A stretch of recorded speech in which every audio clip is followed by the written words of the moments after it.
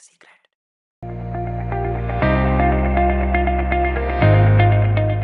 Hi everyone, welcome to Secrets by ManageEngine PAM. This is where we sit, discuss, chat, rant about the identity security realm in the hopes of exploring the secrets hidden within it. And we're happy to have you here. And for today, we have Ganesh here with us, the head of solutions engineering for the PAM suite of products. Thank you for being here, Ganesh. Yeah, thanks for inviting me. It's a pleasure being here.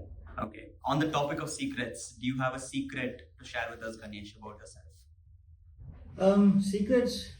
I've been an avid gamer for the most part of my life. So even today, I play games after a long, hard day of work. So that probably is a secret not a lot of my colleagues, peers, others know about.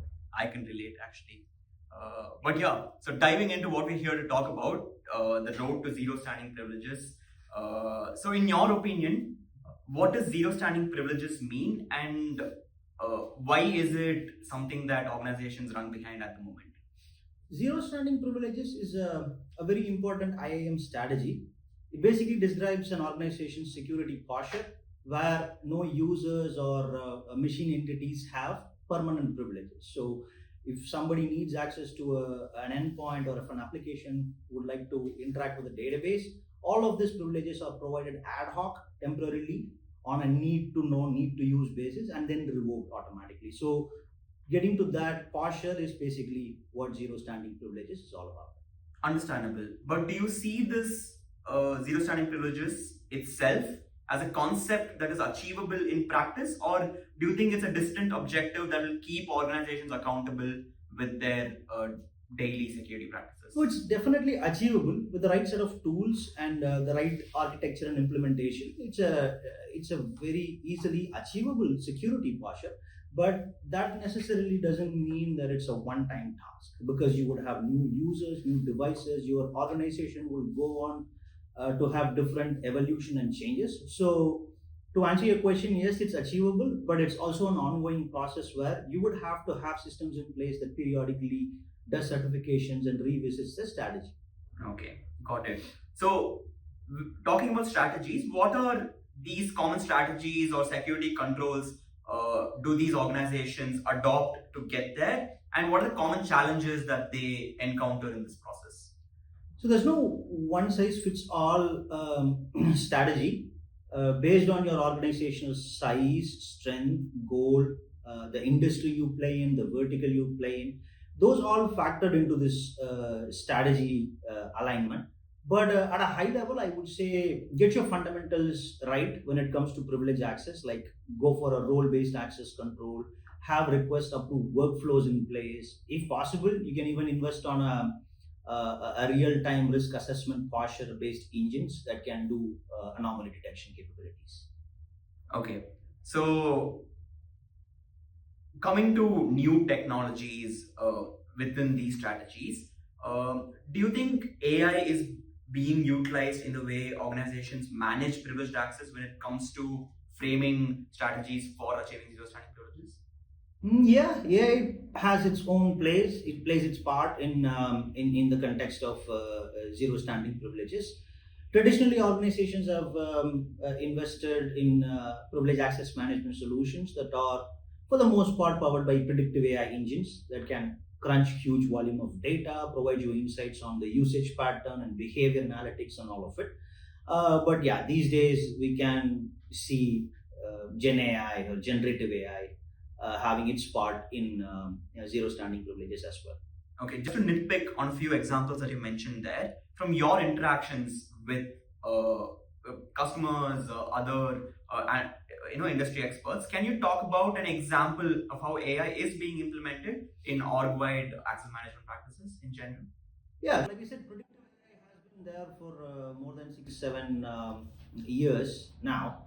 The idea is to not only have systems in place that can provide access, but also validate after the access is provisioned. Predictive AI is used to monitor those sessions and ensure that whatever activities are performed by the users and machine entities are indeed authorized and valid actions. So you can break it into two sections. One is before gaining privilege access, and then after gaining privilege access. Before granting privilege access, AI plays a part in identifying the user's role, designation, the level of privilege they will need in a particular endpoint, and all of it. After privilege access is gained, AI can help track, monitor the activities the particular user is performing in an endpoint, and provide risk identification and risk mitigation capabilities. Understandable. So, with the rise of LLMs and Gen AI being the trend, what upcoming AI-driven identity security facility or a strategy are you personally excited are on the lookout for? I'll be honest with the Gen AI. I, I I see Gen AI making life easier for people in the way they interact with AI. So agentic AI is all about having different type of AI agents that are specifically trained on a certain set of areas or verticals per se.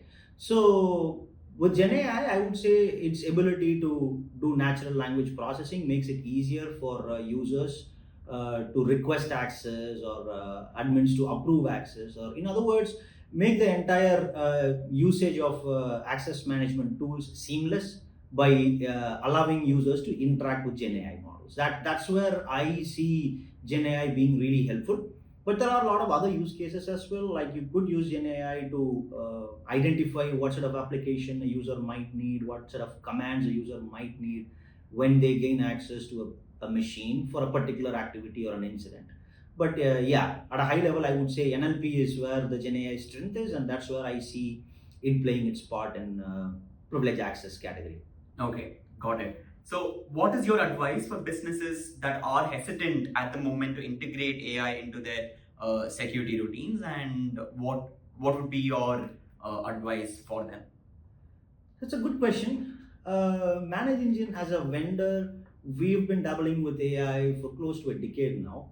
And I remember those early days where when we built AI systems or AI engines or frameworks, we took it slow in the sense there's a fun aspect to it where, for example, our organization's multi-level car parking is powered by our own AI. Right. Our cafeteria is powered by AI. So in other words, for organizations looking to invest in AI but are hesitant because of let's say security or privacy concerns around it, I would suggest them to start in other areas or non-production areas where they would be able to train or test the AI at scale and determine the results, and based on that slowly integrate it into that part of their production area. So that would be my suggestion. And I assume in turn build their trust factor.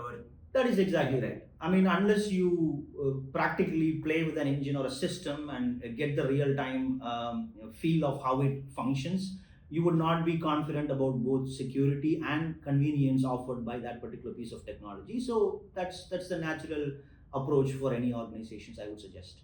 Right. Fair enough. So that is all I had on my plate for today. So do you have anything to share with us from the conversation we've had? No, I'm good. I'm happy to be here. I had a good chat, and looking forward to meet you guys again in future. All right. Thank you so much for being here. Yeah, thank you.